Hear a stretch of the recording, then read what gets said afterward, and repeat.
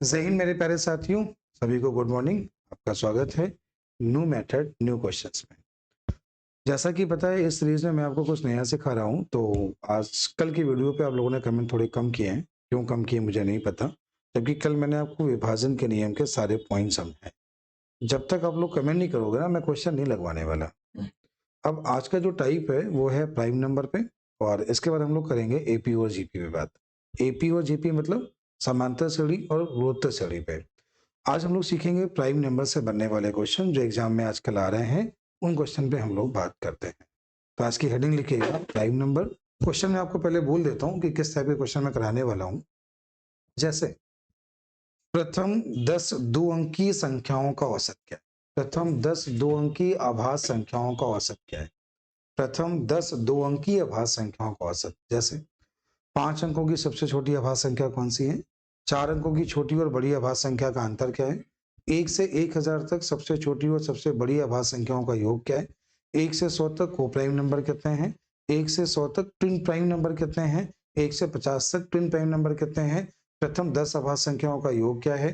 पहली 3 आभास संख्याओं का औसत 385 और अंतिम 4 संख्याओं का औसत 1001 है। तो उनमें से छोटी और बड़ी संख्या का योग क्या है? उन संख्याओं का योग क्या है? इस टाइप के जो सवाल बनते हैं वो आपको इस वीडियो में मिलने वाले हैं। चलिए क्लास की शुरुआत करते हैं। हेडिंग लिखिएगा प्राइम नंबर। हेडिंग लिखिएगा प्राइम नंबर।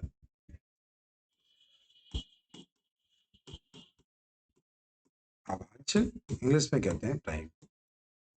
इसके हिंदी में और भी नाम है। इसे हम लोग ऋण संख्या भी कहते हैं, इसे हम लोग मुख्य संख्या भी कहते हैं, इसे हम लोग प्रधान संख्या भी कहते हैं। ये इनके नाम है। तो यही बात आप लोग नहीं जाने होंगे। इन्हें ऋण संख्या भी कहते हैं, इन्हें मुख्य संख्या भी कहते हैं, इन्हें प्रधान संख्या भी कहते हैं। परिभाषा क्या होती है? ऐसी संख्याएं जिनके दो फैक्टर हों, एक या स्वयं वो नंबर।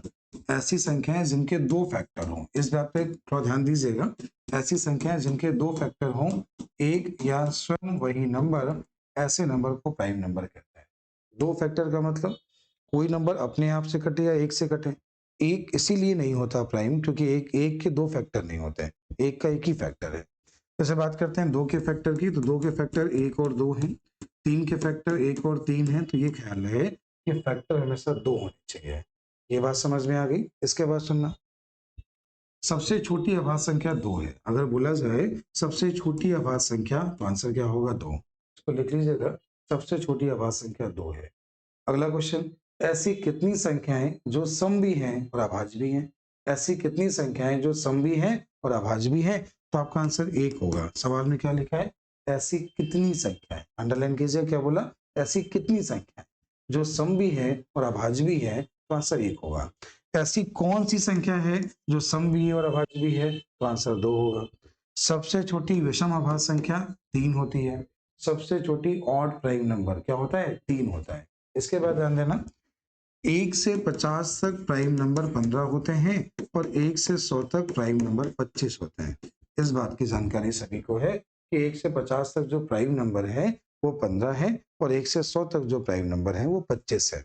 ये कैसे लिखते हैं और इस पे कैसे सवाल बनते हैं, थोड़ा हम लोग इस पे बात करते हैं कि कैसे लिखते हैं और सवाल इस पे कैसे बनते हैं।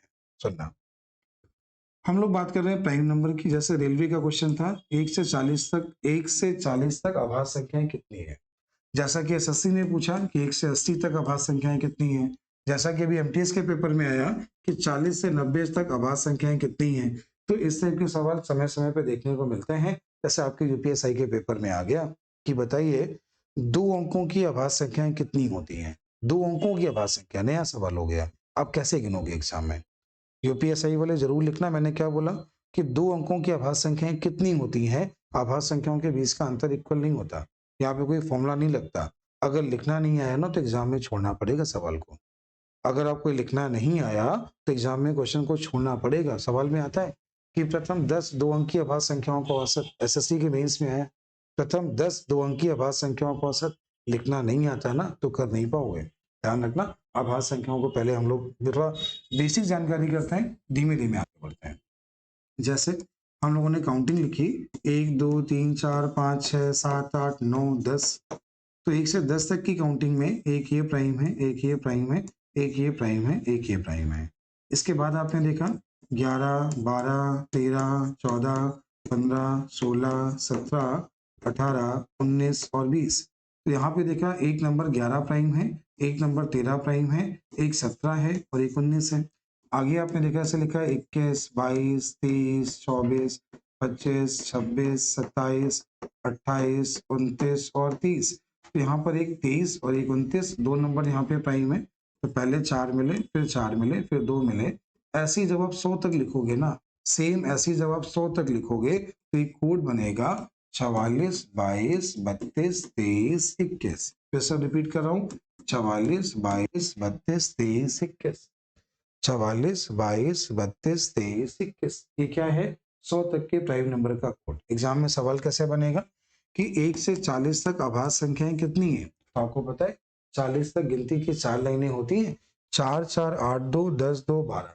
4, 4, 8, 2, 10, 2, 12। ये हो गए कितने नंबर? 12 नंबर हो गए। ठीक है। 50 तक बोला तो 12, 3, 15। 60 तक बोला तो 15, 2, 17। 70 तक बोला तो 17, 2, 19। समझ में आ रहा है ना? इस तरह आभाज्य संख्याओं का कोड लिख के आप आभाज्य संख्याएं जो बेसिक क्वेश्चन बनते हैं उनको आप कर पाएंगे। कभी 1 से 50 बोलेगा, कभी 1 से 40 बोलेगा, कभी 40 से 80 बोलेगा, कभी 50 से 100 बोलेगा, तो आप लोग कर लोगे। इस बात को तुरंत समझ देना कि 1 से 50 तक सीधे याद कर लेना। 1 से 50 तक प्राइम नंबर 15 होते हैं और 1 से 100 तक जो प्राइम नंबर होते हैं वो 25 होते हैं। चलिए, तो आभाज्य संख्याओं पे अगर आप गिनना चाहेंगे तो ऐसे गिन सकते हैं। अब एक सवाल ये आया कि सर 2 अंकीय आभाज्य संख्या सर कैसे गिनेंगे हम लोग? कैसे एग्जाम में कर पाएंगे?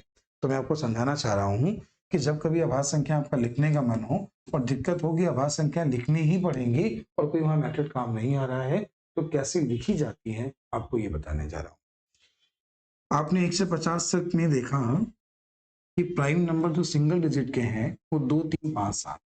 सिंगल डिजिट के प्राइम नंबर एक अंकीय आभाज्य संख्याएं 2, 3, 5, 7 हैं। सिंगल डिजिट के प्राइम नंबर कौन से हैं? 2, 3, 5, 7। ध्यान देना। आगे जितने भी नंबर होंगे 6 के मल्टीपल से या तो एक कम होंगे या तो 6 के मल्टीपल से एक ज्यादा होंगे। आगे जितने भी प्राइम नंबर होंगे या तो 6 के मल्टीपल से एक कम होंगे या तो 6 के मल्टीपल से एक ज्यादा होंगे। आगे हम लोग बात करते हैं। इसमें 6 जोड़ लीजिए, इसमें 6 जोड़ लीजिए, इसमें 6 जोड़ दीजिए, इसमें भी 6 जोड़ दीजिए। अगर आप ऐसा लिखते चले जाएंगे तो आपको कोई दिक्कत होनी नहीं है। अब देखिए यहाँ पे इसका इसका अंतर 2 है, तो इसमें 6 जोड़ो या इसमें 2 जोड़ो, बात वही है। इसमें 2 जोड़ दो, 19, 2 जोड़ दो, इसमें 2 ऐड कर दो, इसमें भी 2 ऐड कर दो, इसमें भी 2 ऐड कर दो, इसमें भी 2 ऐड कर दो। अभी आपने नंबर जो लिखे हैं वो 1 से 50 तक के लिखे हैं। कहाँ तक लिखे हैं? 1 से 50 तक के नंबर आपने अभी लिखे हैं। इसमें जो प्राइम नहीं है उनको हटा दीजिए। जैसे ये हट गया, ये हट गया, ये हट गया, 3 नंबर हट गए। अभी आपने क्या रटा था कि 1 से 50 तक अभाज्य संख्याएं कितनी हैं? तो एक बार गिनिए। कैसे गिना? देखिए, 1, 2, 3, 4, 5, 6, 7, 8, 9, 10, 11, 12, 13, 14, 15। तो 1 से 50 तक प्राइम नंबर जो आपको मिले वो कितने मिले? 15 मिले। समझ में आया? अब अगला क्वेश्चन सुनना। ये ध्यान रखना, एग्जाम में ऐसे आएगा, प्रथम 10 अभाज्य संख्याओं का औसत क्या है? क्वेश्चन एग्जाम में बना, प्रथम 10 अभाज्य संख्याओं का औसत क्या है? प्रथम 10 अभाज्य संख्याओं का औसत क्या है? अब ध्यान देना। देखो, ये बिल्कुल रट लेना। कैसे? कि पहली 9 अभाज्य संख्याओं का योग 100 आता है। कभी 10 बोलेगा, कभी 11 बोलेगा, तो जोड़ना ही नहीं। पहली 9, 1, 2, 3, 4, 5, 6, 7, 8, 9। पहली 9 अभाज्य संख्याओं का योग 100 होता है। इसको बस ऐसे समझ लो कि पहले 9 का योग 100 होता है, तो एग्जाम में जोड़ना नहीं पड़ेगा। उसने जैसे 11 बोला ना, तो 23 के बाद नंबर कौन सा? 29 होगा। तो 23, 100 के बाद 129 आ गया। पदों का योग बटे पदों की संख्या सवाल का आंसर हो गया। पदों का योग बटे पदों की संख्या क्वेश्चन का आंसर हो गया। सवाल क्या था? पहली 10 अभाज्य संख्याओं का औसत क्या है? देखो, 9 अभाज्य संख्याओं का योग 100, चाहो तो आप जोड़ के चेक कर लो। लेकिन जो 10वां नंबर हुआ वो कौन सा हो गया? 10वां नंबर 29 हुआ, तो क्वेश्चन आ गया। समझ में आया? अब हम लोग बात करते हैं कि सर 2 अंकों वाला जो कॉन्सेप्ट बता रहे हो वो कैसे बनेगा? वो ऐसे ही बनेगा, ऐसे ही गिनना पड़ेगा, तभी एग्जाम में कर पाओगे। तुम्हें संख्याओं को अगर ऐसे लिखना नहीं आया ना, तो आप 2 अंकों वाले क्वेश्चन कर ही नहीं पाओगे, सवाल को एग्जाम में समझ ही नहीं पाओगे। और एग्जाम में ऐसा बदलाव कर रहा है, बोलेगा क्या? पहली 4 एक अंकीय अभाज्य संख्या और अगली 4 2 अंकीय अभाज्य संख्याओं के औसत का अंतर क्या है? इस टाइप के पैटर्न एग्जाम में बना रहा है। आपको तरीके सीखने होंगे, समझने होंगे, तभी आप लोग क्वेश्चंस को कर पाएंगे। थोड़ा आगे बढ़ते हैं इसमें, थोड़ा एक मिनट ध्यान देना। आगे तुम्हें समझाने जा रहे हैं, जैसे हम लोग बात कर रहे हैं को प्राइम नंबर की, और आगे हम लोग बात कर रहे हैं ट्विन प्राइम नंबर की। अब कभी कभी एग्जाम में 4 नंबर आपको दिए होंगे, बोलेगा निम्नलिखित में से कौन सा को प्राइम है या निम्नलिखित में से कौन सा ट्विन प्राइम है। ठीक, को प्राइम क्या होता है और ट्विन प्राइम क्या होता है। को प्राइम नंबर को हम लोग कहते हैं सह अभाज्य संख्या। क्या कहते हैं? सह अभाज्य संख्या। और ट्विन प्राइम को हम लोग कहते हैं जुड़वा अभाज्य संख्या। क्या बोलते हैं? जुड़वा अभाज्य संख्या। अब सर दोनों की परिभाषाएं क्या होती हैं, सुनना। को प्राइम में परिभाषा ये होती है कि दो संख्याएं जोड़े में हों और उनका एचसीएफ एक हो, ऐसे नंबर को हम लोग को प्राइम नंबर कहते हैं। दो संख्याएं कोई भी जो 7 और 11 लिखा है, तो 7 और 11 में इन दोनों में कुछ कॉमन है नहीं, इसका मासा एक है, तो ऐसे नंबर को हम लोग को प्राइम नंबर कहते हैं। लेकिन सुनना, लेकिन अगर यहाँ लिखा हो 5 और 7, क्या लिखा है 5 और, तो ये नंबर को प्राइम भी है ट्विन प्राइम भी है। ये नंबर क्या है? को प्राइम भी है ट्विन प्राइम भी है। मतलब प्रत्येक ट्विन प्राइम नंबर को प्राइम होता है। प्रत्येक ट्विन प्राइम नंबर क्या होता है? को प्राइम होता है। ट्विन प्राइम की परिभाषा क्या है? दोनों संख्याएं अभाज्य हों और अंतर 2 का हो। दोनों संख्याएं अभाज्य हों, अंतर 2 का हो, ऐसे नंबर को ट्विन प्राइम नंबर कहते हैं। फिर सुनना, क्या बोला? दोनों संख्याएं अभाज्य हों, अंतर 2 का हो, ऐसे नंबर को क्या कहते हैं? ट्विन प्राइम नंबर कहते हैं। अब ट्विन प्राइम नंबर में सवाल कैसे बनेंगे और को प्राइम नंबर में? को प्राइम नंबर में आपको सीधे 4 ऑप्शन दिए होंगे। उन 4 ऑप्शन में बोला होगा निम्नलिखित में से को प्राइम नंबर कौन सा है। पहचान जाओगे ना क्या बोला? दो संख्याएं जोड़े में हो, उनका मासा एक हो, ऐसे नंबर को को प्राइम नंबर कहते हैं। ट्विन प्राइम अगर पूछ ले, दोनों संख्याएं अभाज्य हो, अंतर 2 का हो, ऐसे नंबर को ट्विन प्राइम नंबर कहते हैं। अब इसके बाद थोड़ा सा ध्यान देना, सुनना, समझना। एक सवाल बना, एग्जाम में आया, 1 से 50 तक, 1 से 50 तक ट्विन प्राइम नंबर कितने हैं। वही तरीका जो अभी आप लोगों ने देखा था, 2 3 5 7 लिखा, 6 जोड़ा 11, 6 जोड़ा 17, 6 जोड़ा 23, 6 जोड़ा 29, फिर 35, फिर 41, फिर 47। इसमें 2 जोड़ दिया, 13, 19, 25, 31, 37, 43, 49। 49 को हटा सकते हैं, 35 को हटा सकते हैं, 25 को हटा सकते हैं। आगे हम लोग बात कर रहे हैं, देखना, ध्यान से देखना। पहला जो ट्विन प्राइम है वो 3 और 5 है। अगला जो ट्विन प्राइम है 5 और 7 है। अगला जो है वो 11 और 13 है। अगला जो है वो 17 और 19 है। अगला यहाँ पे बोला है 29 और 31 है। अगला यहाँ पे जो बोला है वो 41 और 43 है। इसके बाद जो देखिएगा 1 2 3 4 5 6। तो क्या सीखा? ये होता है मेथड ट्विन प्राइम निकालने का। अब थोड़ा समझिएगा, 1 से 50 तक ट्विन प्राइम 6 होते हैं। सेम ऐसे जब 100 तक निकालोगे तो 8 आएंगे। सीधे याद कर लो।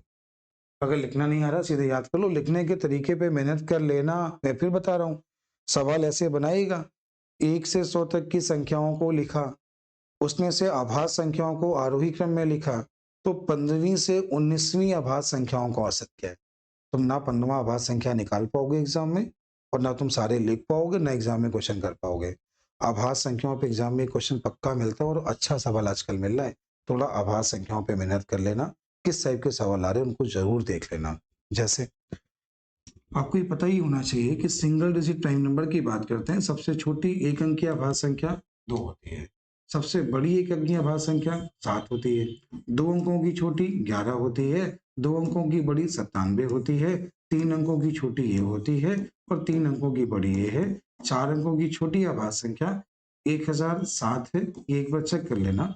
4 अंकों की बड़ी आभाज्य संख्या 1007 है, विशाल एक बार चेक कर लेना, ठीक है। और इसके बाद 1009, और 5 अंकों की जो बड़ी आभाज्य संख्या है वो 1007। डायरेक्ट क्वेश्चन एग्जाम में आता है और आभाज्य संख्या निकालने का कोई मेथड नहीं है यहाँ पे, समझ देना। एग्जाम में डायरेक्ट क्वेश्चन आता है, कैसे?